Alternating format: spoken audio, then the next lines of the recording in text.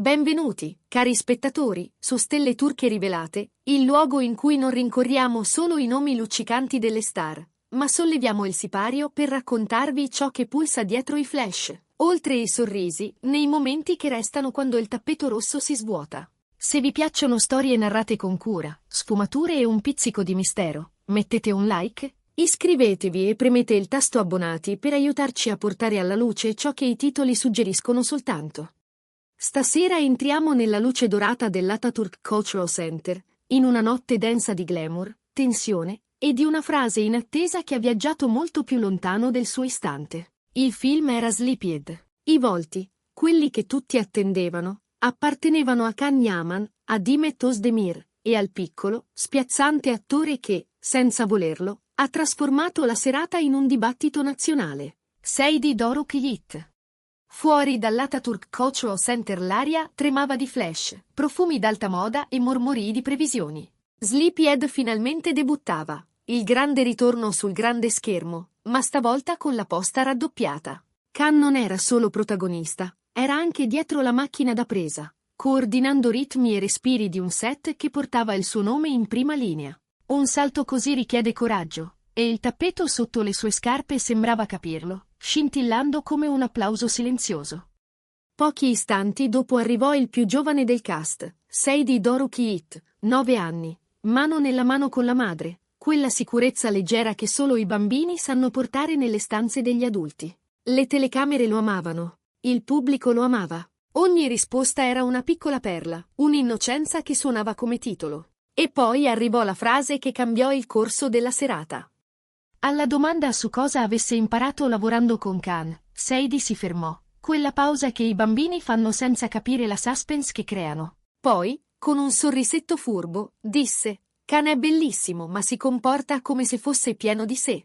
Da grande non sarò così, punto. Fu ingenuo, forse persino adorabile. Ma l'aria si spaccò. Una risata lieve, poi trattenuta, attraversò la sala come una corrente. In pochi minuti gli smartphone erano sollevati. Le clip viaggiavano più veloci delle frasi intere. A film neanche iniziato, Internet aveva già deciso quale storia raccontare. Su Twitter lo battezzarono il piccolo portatore di verità. Su Instagram la citazione scivolava sopra la passerella in slow motion dell'ingresso di Khan. Su TikTok diventò un suono di tendenza. L'ironia prese il filo e lo tirò senza pietà. L'ha detto anche il bambino, divenne lo slogan. Non importava che la sfumatura online muoia presto. La parola ego si era riattaccata al nome di Khan come elettricità statica, una scintilla capace di riaccendere vecchie ombre. Lui non si irrigidì, non si difese, sorrise soltanto, un sorriso quieto, come se quel momento appartenesse a una scala diversa di importanza. Adoro Seydi, disse. È brillante, sincero, e il futuro avrà fortuna con lui, punto. Nessuna ironia, nessuna rettifica, solo grazia nella semplicità. Quella risposta, morbida e misurata, disinnescò metà della stanza.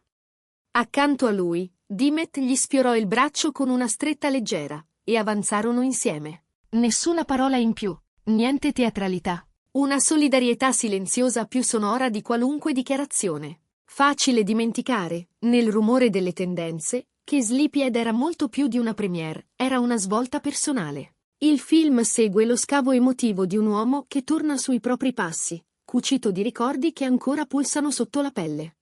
Seydi, nel ruolo del protagonista da bambino, reggeva le fondamenta del racconto, una presenza luminosa, nuda, a tratti spaccacuore. A qualcuno quell'intensità appare fredda, ad altri è rispetto, per il mestiere, per le persone, per la storia. I membri della troupe, a luci spente, lo descrissero vigile più che distante, perfezionista più che compiaciuto.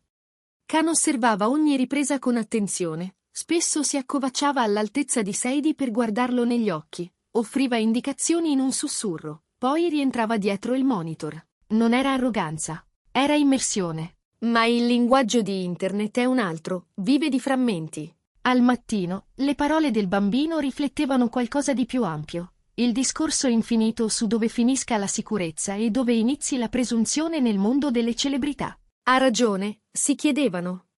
O ha soltanto detto ciò che noi adulti ci censuriamo? I commentatori arrivarono a tempo.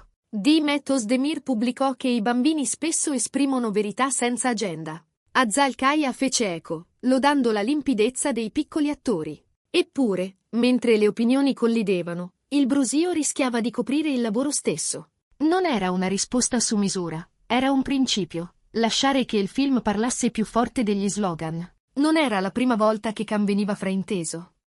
Chi l'ha visto attraversare il passaggio dai ruoli romantici a personaggi più scuri e stratificati sa che il suo silenzio raramente è vuoto, è preparazione. Colleghi raccontano che guida un set come un direttore d'orchestra tiene una sinfonia, non per vanità, ma per responsabilità.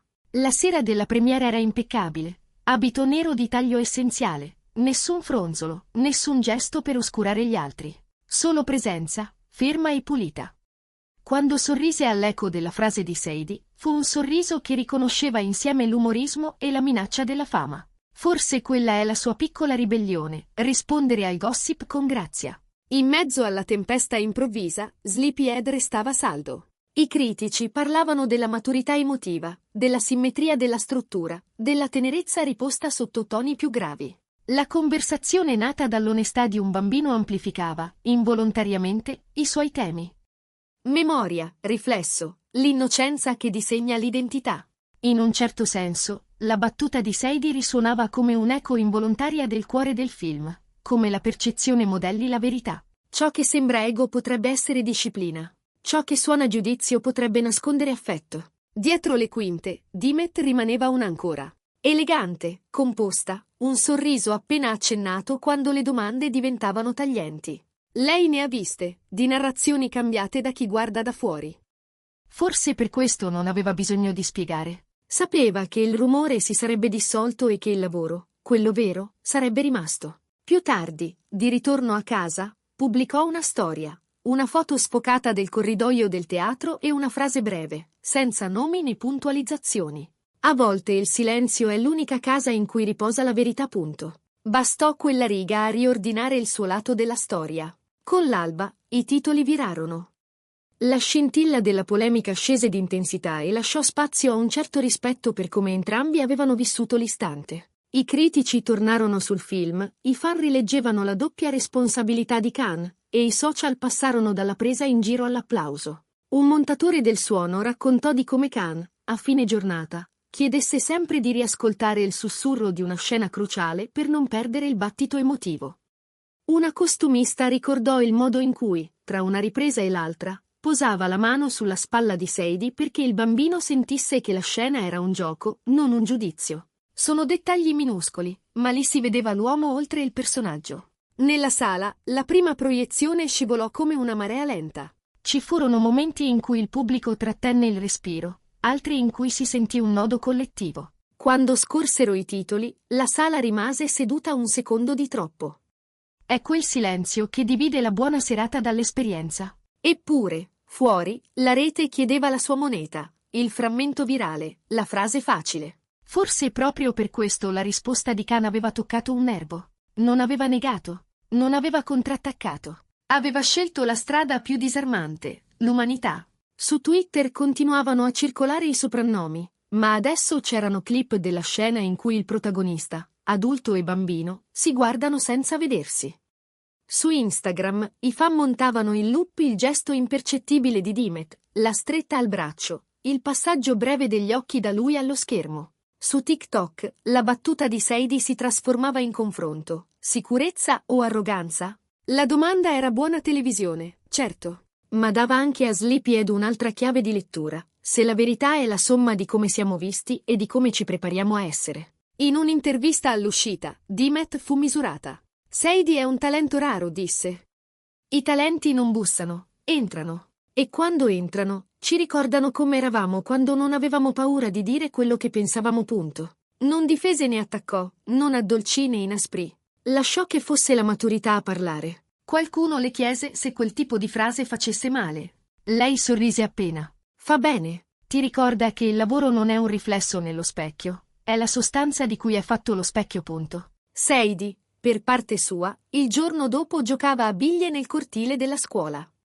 Gli chiesero se avesse capito di aver scatenato un mare. Io, rispose, ho solo detto la verità che ho visto. Punto. E la madre, Accanto, aggiunse piano che i bambini vedono l'essenziale. Forse tutto era lì, nel baricentro semplice di una frase detta senza malizia. Forse, come spesso accade, ci si aggrappa all'etichetta per non affrontare la complessità. La sera successiva, Cam pubblicò una foto del set, il monitor che inquadra una sedia vuota, il nome del personaggio scritto in gesso.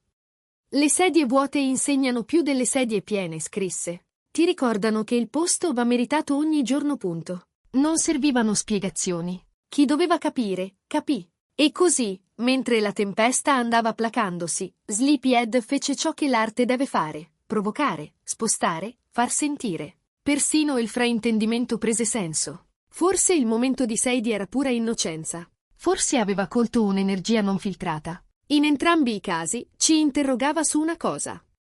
Quanto facilmente scambiamo la devozione per distanza. E in quell'interrogativo c'era anche la storia di Khan e Dimek, due figure opposte e complementari, che da anni trovano un ritmo comune tra voce e verità, tenendo il passo l'uno con l'altra senza perdere la propria andatura. Voi che ne pensate? Il sorriso calmo di Khan era saggezza o controllo? La frase di Sadie era un gioco o uno specchio? Scriveteci nei commenti. Ci interessa ascoltare le vostre letture, le vostre sfumature, le vostre domande. E se volete altre svolte dietro le quinte delle storie che stanno segnando lo spettacolo turco, non dimenticate di mettere like, iscrivervi a Stelle Turche Rivelate e premere abbonati per sostenere direttamente il canale. Il vostro supporto tiene vivo questo spazio e lascia che le storie continuino a respirare. Perché qui, a Stelle Turche Rivelate, non inseguiamo il dramma.